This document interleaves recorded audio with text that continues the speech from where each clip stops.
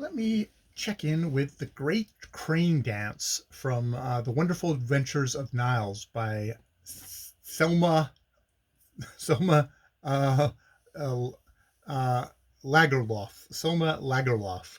Um, yeah, this is The Great Crane Dance. It's a great gathering of all the animals, and it's a big, long, one uninterrupted chapter. We've had a lot of like little divisions. This one has been one just really long one of and it's everybody arriving, and with the cranes arriving at the very last, but we have everybody else arriving first, and everyone doing a dance, a wonderful dance, and it's just furious. Some of them are dancing, some of them are singing, some of them are singing terribly, kind of raucous, kind of cawing of the crows. There's wrestling, the stags. We have the male stags all wrestling. You get the sense like this is the end of winter and the beginning of spring, and you have the sense like if this was not a children's book, we might have that other thing that happens in springtime happening with great abandon, one giant animal orgy. But no, that does not happen in this book. But it's just even in this like translation, it's Lagerlof's just kind of, you get that sense of just the energy and the burgeoning and everything like that. And it ends with the cranes, which the cranes coming in is kind of an interesting thing about the gray dust-clad birds with plumes in their wings and red feather ornaments on their necks. The big birds with their tall legs, their slender throats, their small heads came gliding down the knoll with an abandon that was full of mystery. As they glided forward, they swung round, half flying, half dancing. With wings gracefully lifted, they moved with an inconceivable rapidity. There was something marvelous and strange about their dance. It was as though the gray shadows had played a game which the eye could scarcely follow.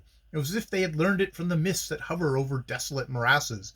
There was witchcraft in it. All those who had never before been on Kllbrg understood why the whole meeting took its name from the crane's dance.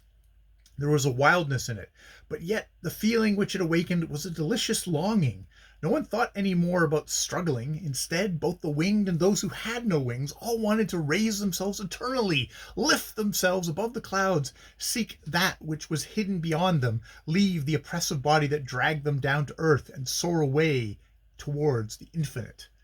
Which is like, okay, kind of, this is transporting in the sense of like, I long to be, in a kind of a heaven, Edenic state, and it's like all the animals feel this way, and this such longing after the unattainable, after the hidden mysteries back of this life, the animals felt only once a year, and this was on the day when they beheld the great crane dance. So that's the end of that of the chapter of the great crane dance, and some pretty intense, pretty spiritual stuff in this ostensibly just little kid book, which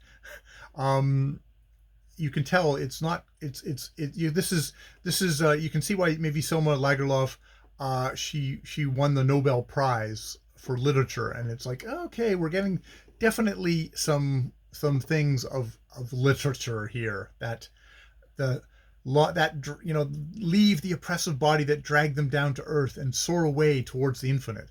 I mean, depending on how you feel about the oppressive body part of that thing, but it's definitely a point of view. It's definitely a point of view. All right, I will leave it there.